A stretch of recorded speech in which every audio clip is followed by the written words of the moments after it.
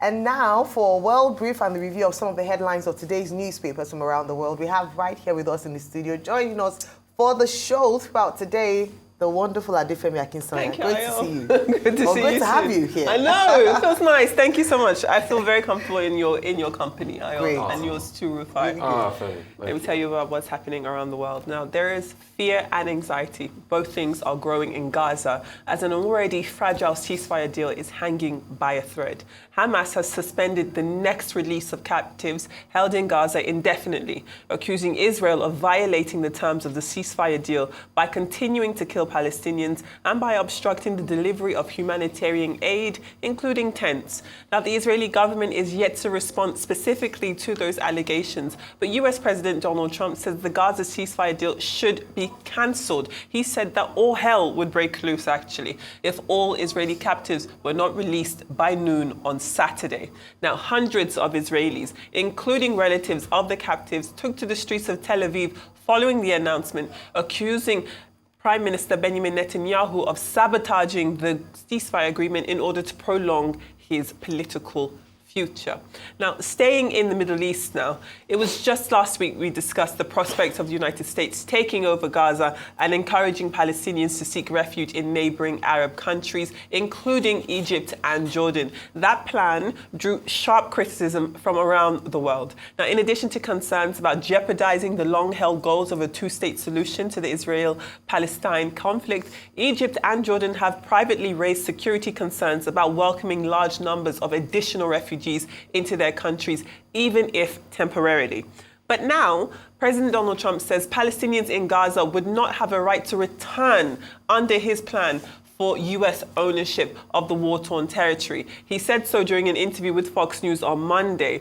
Now, this makes today's visit from Jordanian King Abdullah to the White House that much more interesting. The visit comes upon an invitation from the U.S. president. Now, last week, Abdullah had a phone call with Trump, during which he underlined the importance of the U.S. role in achieving peace and stability in the Middle East.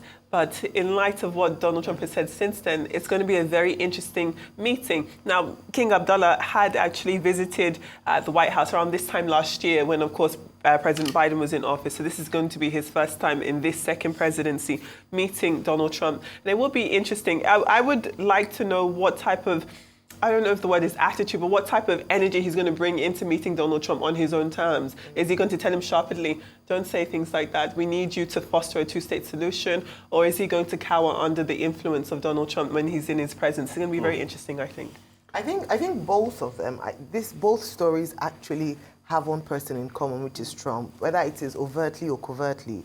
So let me talk about the, the Israeli-Hamas deal. Yes. I'm very concerned, and I followed this because remember when it came out, the three-part solution, which took a year to reach with, those who had come in, Qatar, Egypt, and the United States were quite instrumental to the deal being reached. After years of fighting, tens of thousands of people killed, they were finally able to reach a deal, and it was supposed to be in three parts.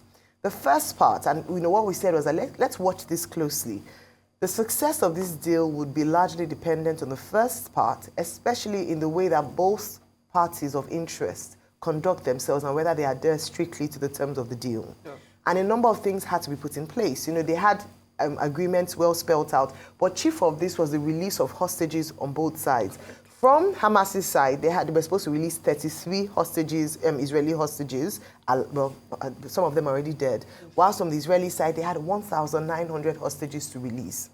Now, in the first few days, first few weeks, it looked like things had been going well, and even though it was still quite fragile.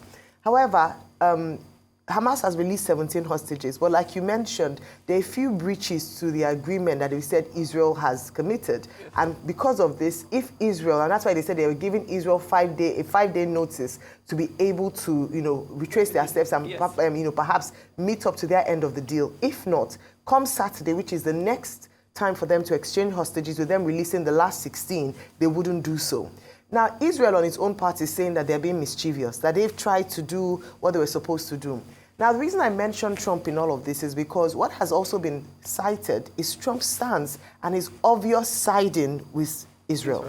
This is quite interesting because recall that when this agreement or this deal was reached, Trump said that he played a critical role. You know, it was just towards the end of the Biden administration. Yes. And he said that, in fact, Netanyahu also admitted to the fact that, Trump played a critical role as well as Biden, even though reports said that he called Trump first, Yes. just, showing the extent of Trump's influence. And it was a win for Trump, in quotes, saying that, he had said that if he were there, this thing wouldn't have dragged for so long, he'd have ended the war a long time ago. So it's interesting to now see that from his rhetoric, what he's been saying, and body language, it is holding back this peace deal. Yes. What a lot of people have criticized, of course, was the statement he made around the Gaza Strip. And what he's looking at is a Gaza Strip without Palestinians. That doesn't do well at all for this deal. Because if Israel feel like they have the upper hand because they have the support of Trump, then it would make this deal a little more harder, because then it feels like they have the advantage. And the challenge here is that a lot of people, we saw the rejoicing when this deal was reached. A lot of lives have been affected.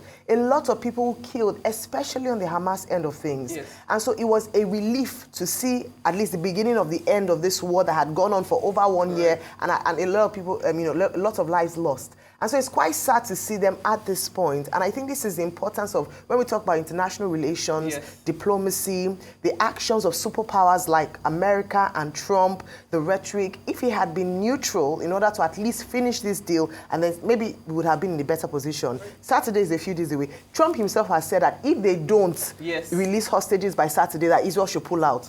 I mean, when you say things like that, it's not in any way fair. Yeah, you can't be a mediator and be taking sides. That's the perfect summary for all of this. And I think this is what Trump is doing to make this deal, ceasefire deal, not to come to, not work. And my concern is that, and the fear for a lot of people is that, if this doesn't work, that Middle Eastern war that we're thinking we had averted by this peace deal might now be, might be facing us or looking at it. Very sad. I mean, I've always said, it's either Trump causes the Third World War or he sets the stage for it, and I'm not surprised. And that's what all right-wingers, especially all alt-right people, they normally do, from Hitler to now Trump. I'm not surprised. What did Trump say earlier on? In fact, let's dial back to the time of Biden. Who were one of the people accused for stalling this peace process? It was Trump, because he wanted to win elections. Yes. So he manipulated with Benjamin Netanyahu, which is his ally. And that's why when Netanyahu came, he said the things in Netanyahu's mind. Israel does not want a two-state solution any longer. The last trip for them is Gaza. Already there's an occupation in the West Bank. It remains Gaza for them. The only independent Gaza they want to take. They have decimated Gaza in a war that America supplied them the bombs. They have the upper hand. It's for them to take. Then Trump comes to say the things that him and probably Netanyahu had been saying in their bedroom, that how about we set up a real estate place, a Riviera in the Middle East, and put it there and sell condos for $2 million? How lovely will it be when you fly in and, there's a little airport there, and you fly in and say, this used to be Gaza before. I'm living in a luxury condo in Gaza. That's his mindset. Everything he's doing is towards that. And that's why you see Israel is not meeting the terms of the agreement of the peace deal.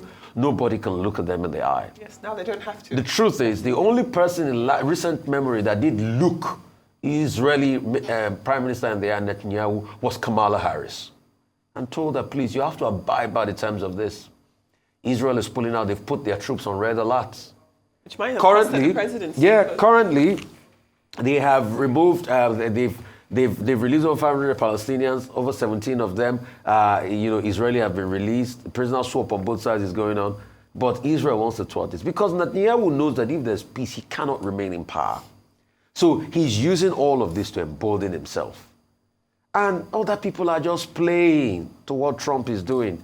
But when you look at the countries like the Sauds, the family of the Sauds, the Saudis and other people, they are saying, no, you must respect the right of a Palestinian.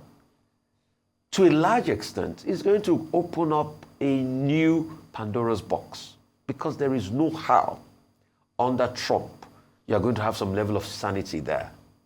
There is no how Israel will come this far after they have killed all the real provocateurs from the Hamas side, the likes of Yahya Sinwar and the others, and Ghanei, and you think they are not going to take the biggest prize, which is Gaza. So when people tell you what they want to do, believe them. And that's why you see he said it again. The question is, what will the other Middle Eastern nations do? Will the likes of the Saudis finally come up and say, let us do the needful, that's just it. Will the likes of the Saudi come up? Iran, you know, they've already decimated most of the powers in Iran. They couldn't do much in Syria. So they are redrawing the map of the Middle East, just like Sykes and Picot did many years ago.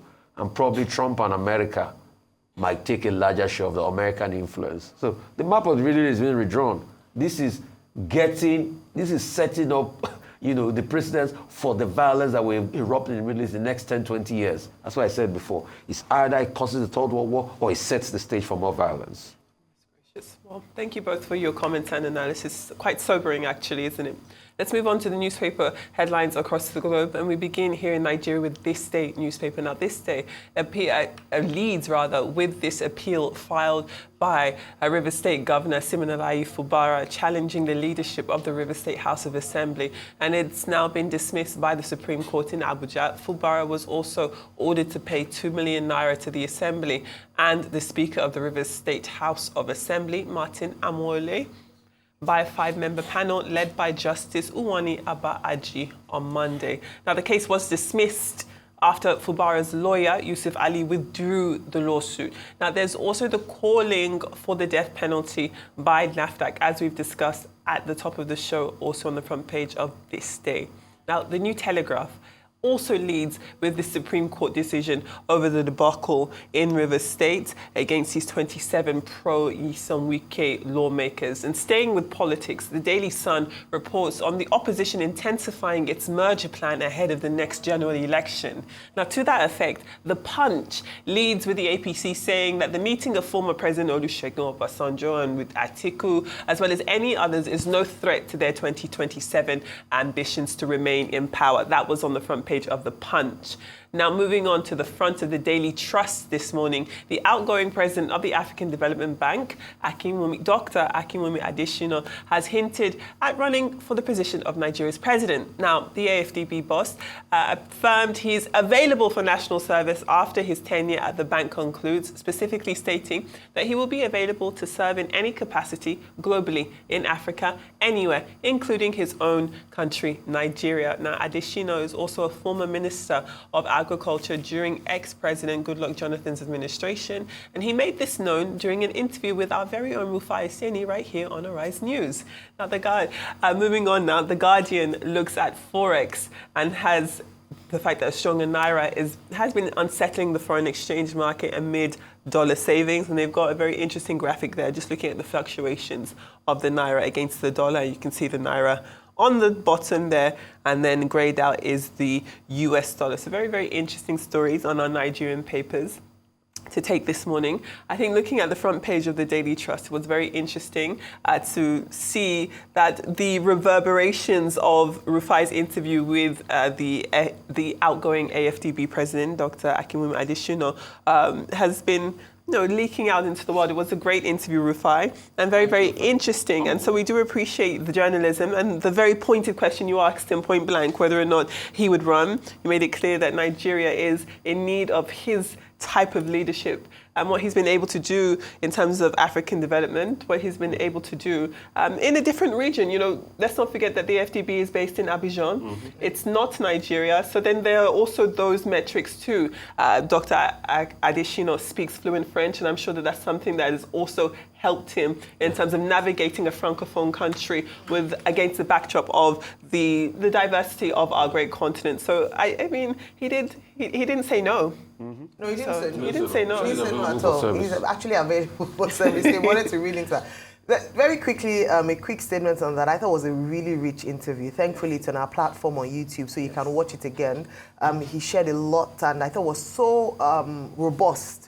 Speaking to his personal life and then talking about the impact he's made, well, as president of the FDB, but also very importantly, while he was agriculture minister and, as a Nigeria in diaspora, as it seems. And you were able to draw a lot of things out from him. And I thought, I thought it was interesting. Now, talking about him, whether he would run or not, the conversation has come up around, even in the event that he wanted to run, on which party, which platform, or on which platform. I say this because there's been a big conversation around opposition parties and the other parties aside from the APC in recent times. The truth is that at the moment, it seems like the only, and it's sad to say, viable party is the APC, because for a strong democracy, you must have strong opposition. Sure. You know, the opposition parties have such internal wranglings that there's no time to even be opposition, exactly. You know, to oppose or to at least, you know, stand as opposition to the ruling party as a result of their many internal fights. PDP has been there for a very long time. I think older than the APC actually. So initially they were the main opposition party, yeah. But because of all the issues they've had in recent times, they've just been in backseat, and they've lost a number of states in the last election, yes, as well, further reducing their powers. I know they might not like to hear this, but that's the truth. Now, the Labour Party, which had come as the third wheel in the race, or, you know, the third horse, which would usually have been a two-horse race, has now also been, you know, bedeviled with a lot of challenges. And so if one wants to run to challenge the status quo, which platform, on which, you know, which mandate, which party? So I think that would be an interesting question to have asked him, yes. As well, Rufai, that where would he go to the APC? Would he challenge the presidency for the primary ticket, or would he start a new party or a new movement, exactly. That's different from what we have currently? And, you know, sorry to interrupt you, Ayo, just remembering the early parts of the interview, because one thing I like about interviews is, in addition to what the person is currently doing, what they're doing on their platform, I always like to hear their backstories. Yes, and I didn't know that he had such humble beginnings, and he talks about his university experience and how he struggled really to get to school, or you know, because he was such a great and stellar student, when he started not performing. I love the fact that a teacher actually went to him and said, actually, what's going on? He had to tell him, I haven't eaten in days. So many things. So it speaks to education, it speaks to social welfare and intervention. Correct. It speaks to the school feeding plan. Yes. You know, there have been arguments for and against that, but it shows how a child who is very brilliant but hasn't got food to eat would perform badly in school. So this is a case for that. The only thing is transparency and ensuring that the food actually gets to the children. But I wanted to highlight as well, before I pass on to Rufai, the article, or this week's The Advocate by Onikepo Brady. Yes. I thought it was really brilliant. Bankrupting Nigeria with tariff hikes. In fact, she says that, I love the way she describes the minimum wage that was given last year. Yes. I say given, and I'm glad that she called it a Greek gift, but was able to clarify that the wage is by no means a gift because you worked for it, you earned it, it's your right, you know, it's something that you did, that you're getting the earnings from. But that the positives from 30,000 to 70,000 has been eroded as a result of tariff hikes in different places. Everywhere First of all was a petrol hike, and that's why we've been talking about NLC and the role they played. Yes. The agreement at the time, and I'll hand over now, the agreement at the time was that if they stay at 70,000 naira, because they asked for a lot more than that, there will be no further increase in PMS. I think we've increased like 3 or 4 times since then. And they haven't said anything until they just will talk, call off the strike. And so it's who is standing for the Nigerian worker, and how take-home is the take-home pay for Nigerians, because the 30,000 to 70,000, the increase or the difference has been eroded by the tariff hikes in petrol, now proposed electricity tariff, the attendant increase in price of goods as a result of petrol increase. Thank you guys for the accolades, but I couldn't have done that interview alone. Matthew went here with me. Also, most importantly, the African Development Bank crew. You know, we've provided a lot of the technical support. Shanti, Sam Wongera, formerly of the BBC, I think Director of Comms at African Development Bank, and a couple of other people, you know, Dr. Victor Ladokun, and many others. There was an ensemble that helped with the interview, so I give them all their due credit today. But what is most essential is the conversations. As far as I'm concerned, what are the conversations about the future of this country? I mean, I raised a very good point as regards what platform will you run on. It will be out there, and these are conversations. But the part that struck me in the Daily Trust report is the fact that the League of Northern Democrats are saying we'll support it. So is there a slant? Because we've been hearing many things. In one breath, some part of the North, we're hearing it could be Jonathan. We're hearing Bukola Saraki in the mix. We are hearing, I mean, Atiku went to see Olusegun Obasanjo yesterday. Yeah. Kwankwaso is still doing his own thing, despite the fact that the NNPP is in disarray and all of that, just like the Labour Party and other political party. In fact, the APC too is having its own quandary. But not as bad as the other ones. But not as bad as the other ones. We're hearing that Regbeshola might do a deal with externals and all of that. So it's a potpourri of a lot in Nigerian politics. But the question is, how is that impacting on the people? Because, Ayo, this is the last real year for governance. In fact, politicking has already started. Yes. So, hope this budget will not be 50% performance again. Because we cannot understand how President Tinubu said they passed the budget and the health sector was supposed to get over 200 billion last year for health infrastructure and they only got 20 billion. That's something we should scrutinize. I am more concerned about governance. The politicking and the rhetoric is just a reminder of what Mario Cuomo said, that we campaign in poetry, but we govern in prose. For me, it's the brass tacks of governance, the prose of governance. How do we ensure that the budget is truly deployed and we have less corruption? Even if corruption eats 20%, we don't want it to eat 50% of the budget, so that it really goes to those that it's targeted to, and we can maintain the infrastructure we put in place. That's my priority. And that's why we must go back to the brass tacks of leadership. And that's one thing we are lacking. So I don't care whoever becomes, leader. I do not care. What I care is does the person have sense on his head? Yeah. Is the person not into drugs? Well. And please, NDLE, can we start drug tests for presidential candidates, please? Because you see, these people that are heavily on narcotics, it also affects thinking. So can we have a clean-blooded, sane person to marshal the affairs of states? At least, can we even know the antecedents of who the president is going to be? Can we know his background? Additional could talk about his school and everything. Yeah. Can we know the schools they went to? Can we know their friends in school? Can we know what they represent? Can we know the antecedents? Can people verify their stories? I mean, those are the most important thing. And most importantly, what have they done? I think those are the most, and this is devoid of religion or race or anything. These are competencies, because you can't say you are competent and we don't know where you started from. We don't know your background. Yeah. That's why they really ask the question about his background. Yeah, agreed. All right, well, thank you very much, Adefemi. Always great to have you take us through World Brief and newspaper review.